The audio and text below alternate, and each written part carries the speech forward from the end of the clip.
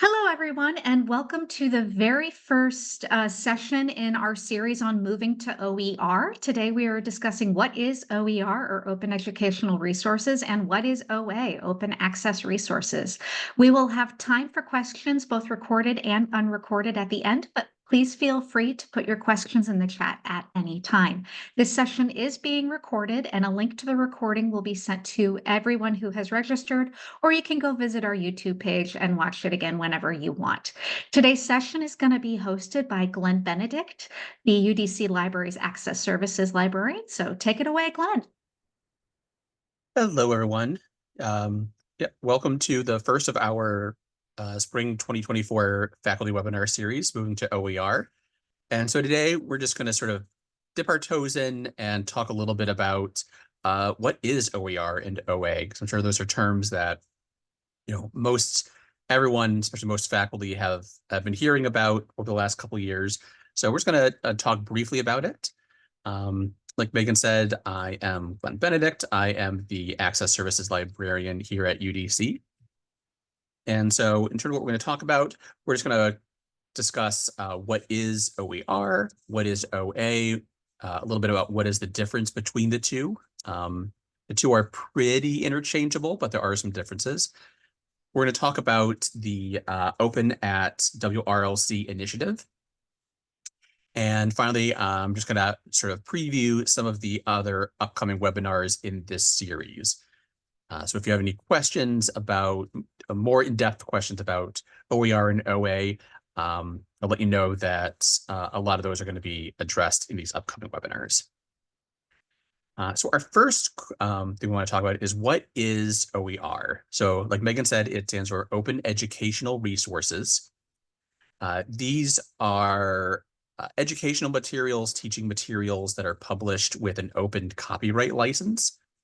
You'll sometimes see CC or Creative Commons license associated with these materials. Creative Commons is a not-for-profit that helps creators and publishers release their materials into the marketplace with licensing that allows a lot more freedom to consumers than traditional publishing. So a lot of times these are going to be free or low-cost alternatives to traditionally published course materials. There's been a lot of talk about at UDC about recruitment and retention and graduation of students. And one of the things we've heard a lot from students in all different demographics is just the cost of education is prohibitive.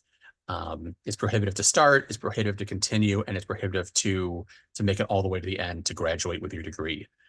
So, and a big part of that is required textbooks and other course materials that can really expand and balloon your students' educational budgets. So, I mean, just right off the bat, OER materials are going to be free, or they're going to be at extremely low or much lower cost than traditional textbooks and other materials. These materials are collected in databases and other websites, and these sort of OER distributors and publishers also provide peer review as well.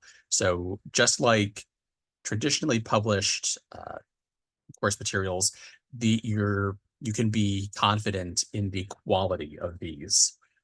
These are not, they may be cheap, but they are not inferior, like many people may worry about. Another positive thing about OER is that because all these materials can be found online, your students will have instant access to them.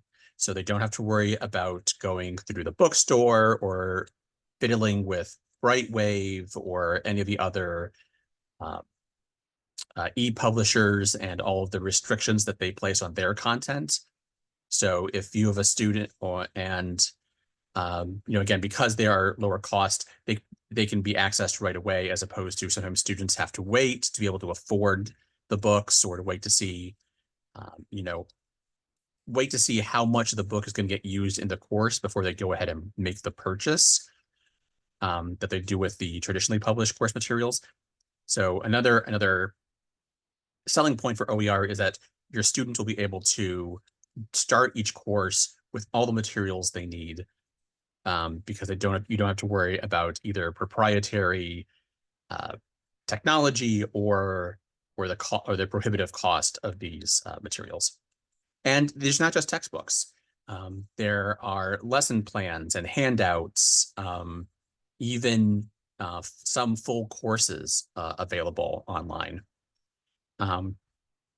So OER really encompasses a lot of different types of materials. And so I do want to just real briefly give you an example of when I mentioned the Creative Commons licenses that are available. So there's a number of different licensing that Creative Commons provides. And so some OER materials may come with different with some of these different licenses. So you'll have to, be aware of what the license is for the material.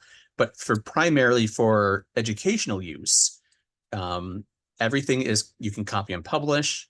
And, for the most part, all that is kind of required is that you make sure that you are attributing your sources.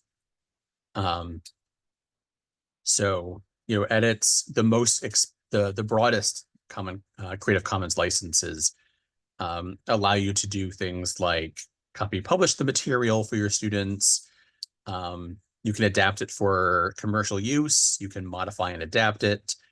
And it allows you to change licensing if there are adaptations of the work. So again, you'll want to keep an eye out for these different Creative Commons license.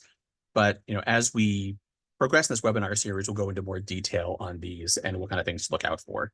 But primarily for academic use, use in courses as instructional materials, you have the freedom to provide this material to your students and then also to modify it to suit and customize it really for your classes. So what is OA? So OA stands for open access.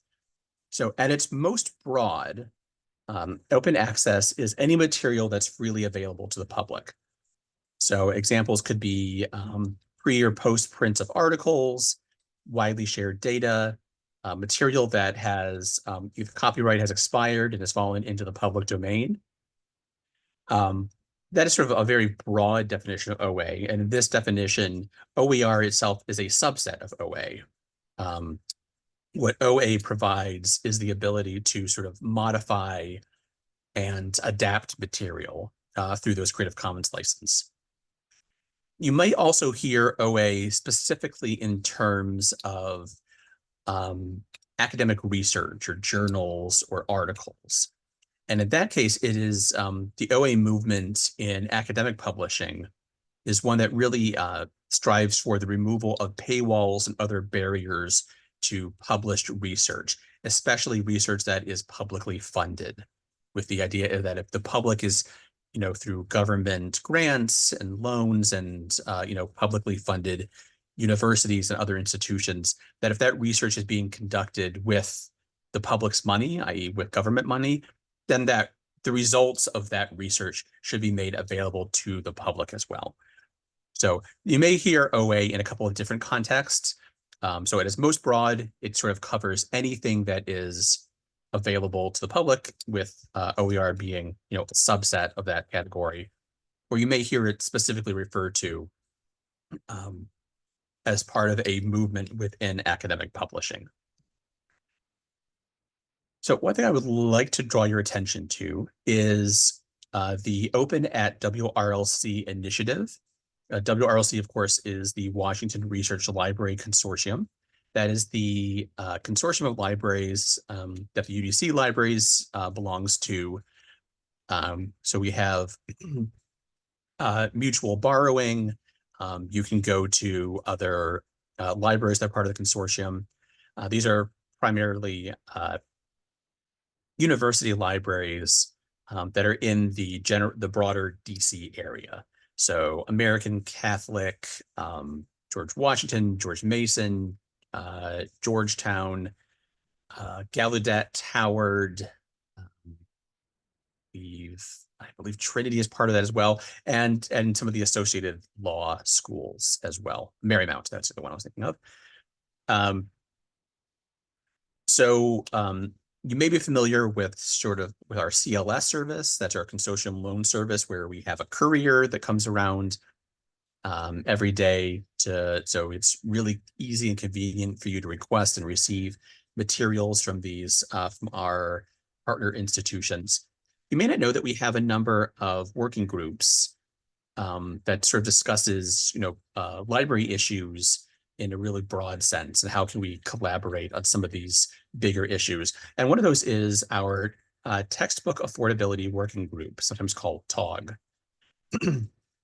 And one of the main thrusts of this working group has been a real push for OER and OA materials at the universities that we're affiliated with. To date, these initiatives have saved the students of the DC area an estimated $190,000. And we're hoping to increase that as we go. Two of the initiatives of Open at WRLC are a textbook review stipend, which is for there's more information on their website, so I recommend you go to their website and take a look. But basically, it is a stipend that WRLC will pay for doing a review of an OER textbook. So if we go back to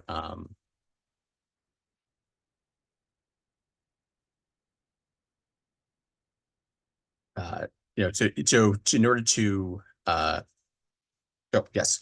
So if we go back to, we're talking about the peer review. This is the peer review part. So to really encourage the adaptation and the strengthening of OER materials is something that we are very passionate about at WRLC, and so the textbook review stipend is part of that. And there is also another initiative for what's called the Faculty Course Transformation Program, which is where you can take your course and so once you have you've reviewed textbooks, you can go ahead and transform your course to really integrate and utilize OER materials. And so there was a stipend for that, which is in the amount of $2,000. So these are really sort of incentives that the WRLC is offering for faculty to take advantage of these materials. Like I said, it saves our students a lot of money. It's really helpful for faculty as well, because you are able to really customize the materials that you are using in your class. So I'm sure many of you have the experience of you're reviewing textbooks that you want to use in your class, and you find I really like how this book handles this element of our subject. Another textbook handles a second subject really well, and a third textbook, you really like the way it handles a different aspect. You could either require that your students purchase all three textbooks, which is very prohibitive, or you kind of have to make do with just one of those. With OER, what you can do is you can actually take the chapters that you like from each different textbook and then sort of only use those materials. And because your students don't have to pay or don't have to pay a lot for each individual text, you can really hybridize and customize the materials that you're using in your courses. So if you're interested, if all of this sounds good and you want to know more, I'm going to recommend the rest of our webinar series. On February 9th, which is a Friday. These are all on Fridays, and they're all at at 1 p.m. Eastern Standard Time. So on February 9th, Trisha Clark will be covering why you should use OER and OA. So I'm going to talk a little bit about what I just talked about, but then go into a lot more detail. On February 23rd, Kathy Meals will be discussing open pedagogy. So, like I said, open OER and OA is not just for textbooks. There is all sorts of other course materials, including things like lesson plans or, in-class activities that you can incorporate into your own teaching. Trisha Clark will also cover how to find OER and OA on March 15th. And finally, on March 29th, Megan Kowalski will discuss some tips and tricks for how to adapt OER and OA materials to your classes. So the link to sign up for all those webinar series is right below there. And of course, like this, all of those webinars will be found uploaded to our YouTube page afterwards. So you can always, follow us there as well. All right. And if you have any further questions or you want to get in touch with us, we have email, we have our online chat. You can make an appointment to meet with us either in person or over Zoom. And we're on in person at the reference desk, currently in building 71 on the 6th floor. All right. Do we have any questions? All right, it doesn't look like we have any, so I'm going to go ahead and stop the recording for a chance for unrecorded questions. Again, thank you for attending today, and we will send out the recording later today. Have a great day.